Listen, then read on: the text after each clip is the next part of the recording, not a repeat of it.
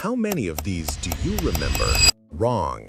I'm about to take you down the Mandela Effect iceberg, from the examples everyone knows to the ones that will make you question everything about reality. We're starting at this surface with the obvious cases, then diving deeper and deeper until we reach the existential tier, where things get genuinely disturbing.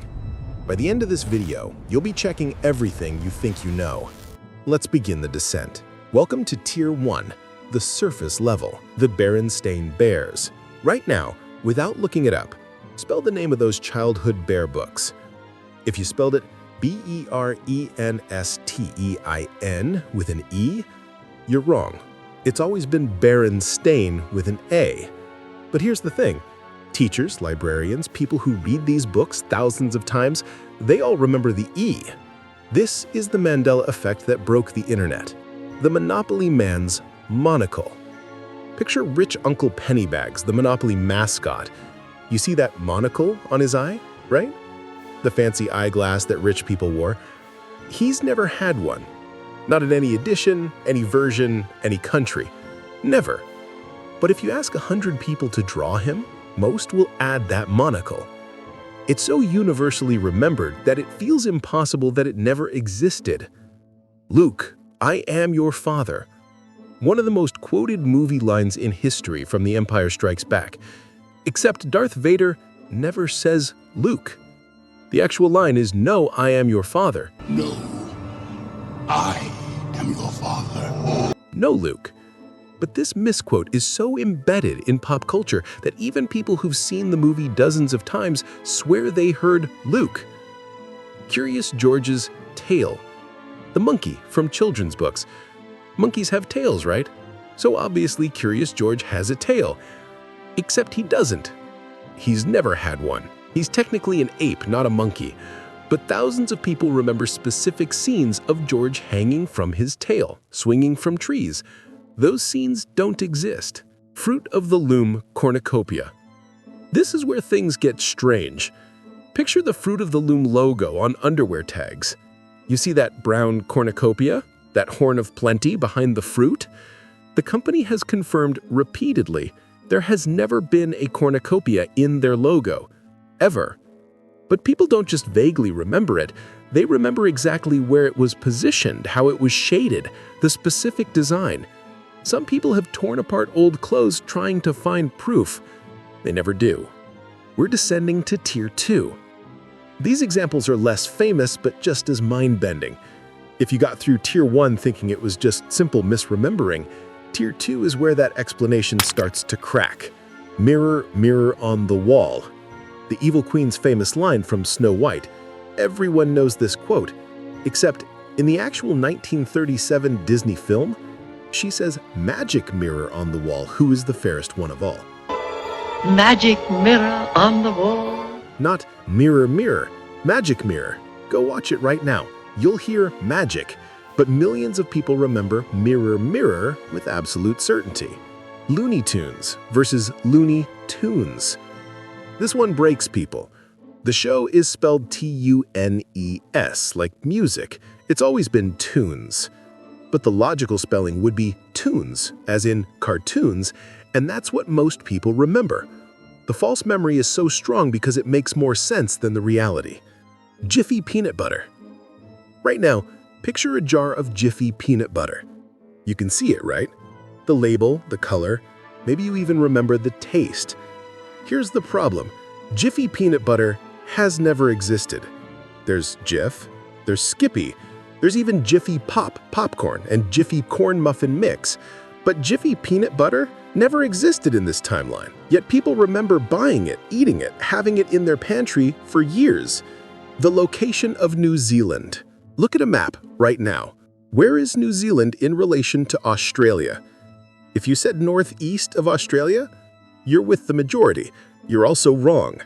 New Zealand is southeast of Australia. It's always been southeast. This one is particularly disturbing because people who've flown there, people who've lived there, even some pilots, remember it being in a different location. Geography doesn't just shift in your memory unless something very strange is happening. Pikachu's tail.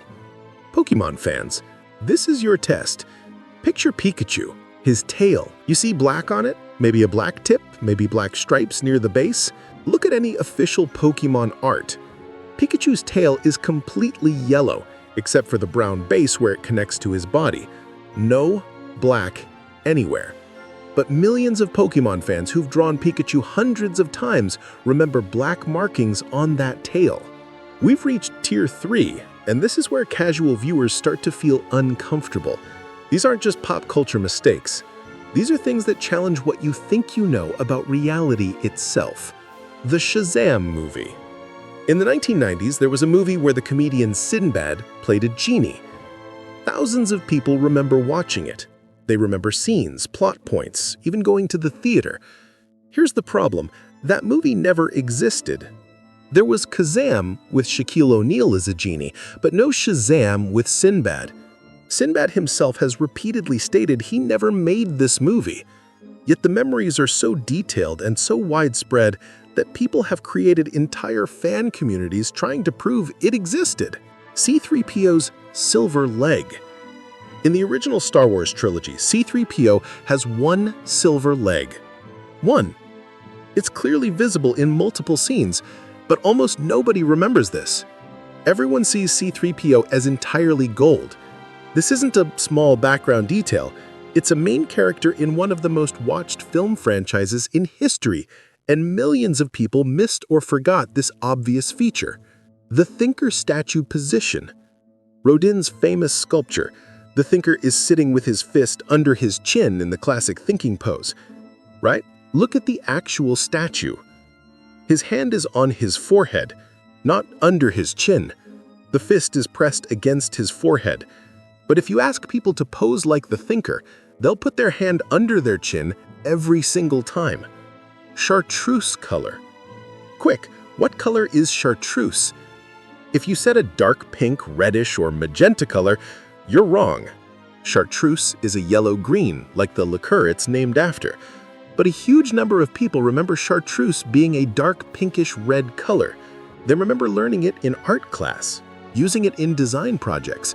This isn't just forgetting a word, this is remembering an entirely different color associated with that name. We've descended into Tier 4, the abyss. If you're still with me, these examples will make you genuinely uncomfortable. These aren't just memory errors. These touch on fundamental things about human anatomy, history, and geography that shouldn't be confused. The location of the human heart. Point to your heart right now. Did you point to the left side of your chest? That's where everyone points. That's where we're taught the heart is. Look at an anatomy diagram. The human heart is located almost dead center in your chest, just slightly tilted left. It's not tucked away on the far left side, it's central. But the collective memory of the heart being on the left is so strong that even medical students sometimes initially misremember this.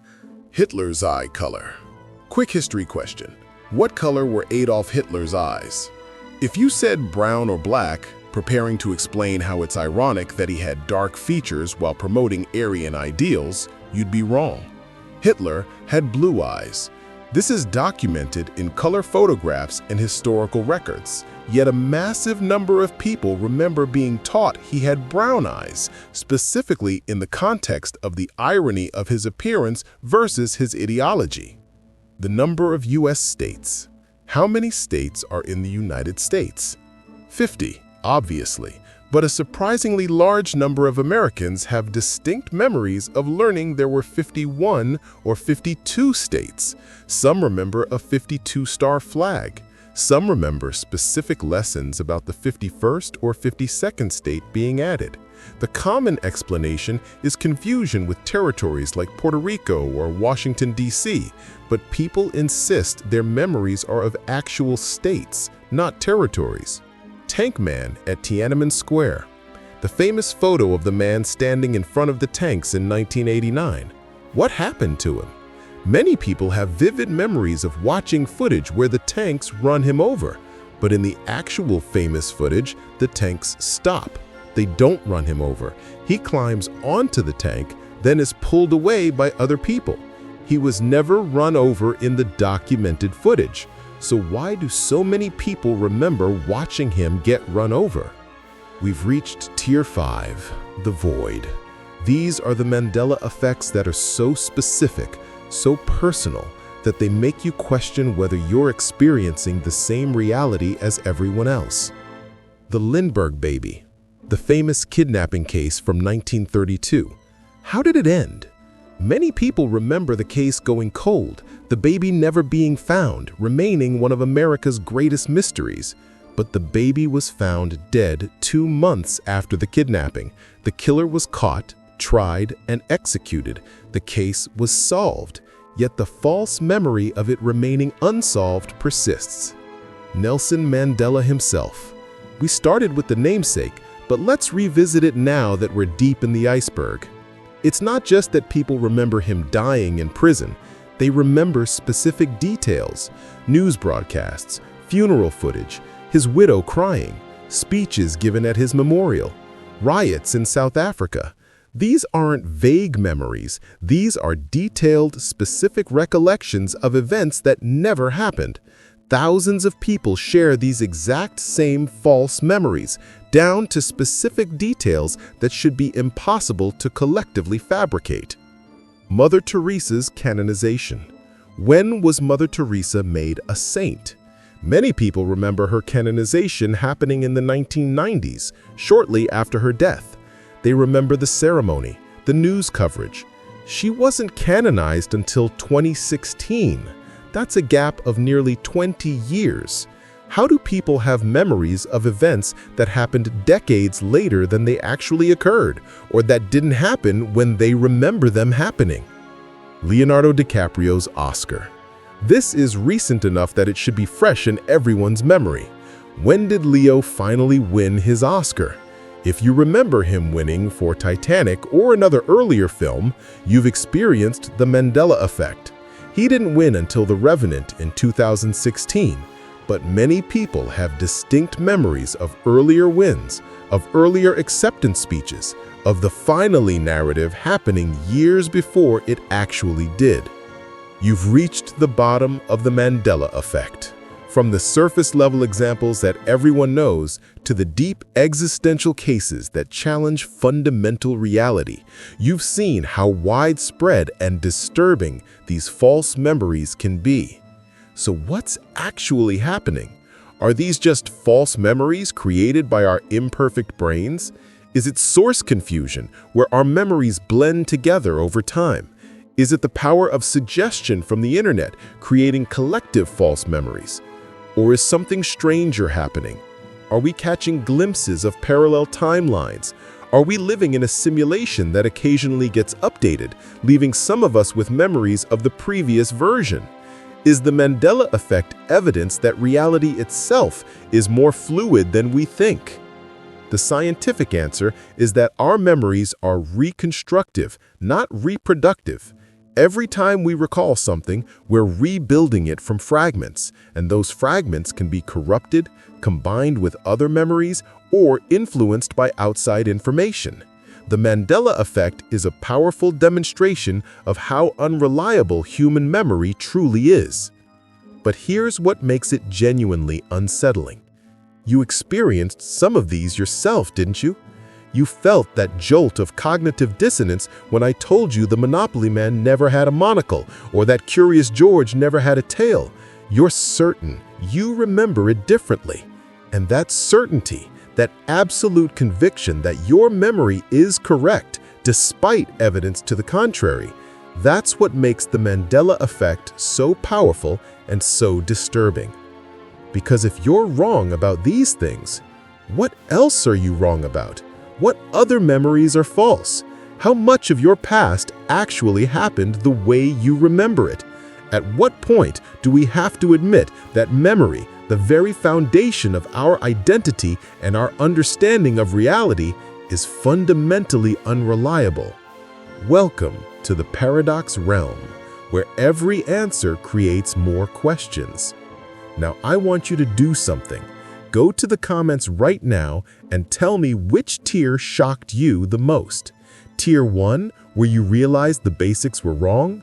Tier 3, where reality started glitching? Or Tier 5, where things got genuinely existential? Drop your tier number and the specific example that broke your brain. And if you want more deep dives into the mysteries that challenge everything you think you know, subscribe to the Paradox Realm.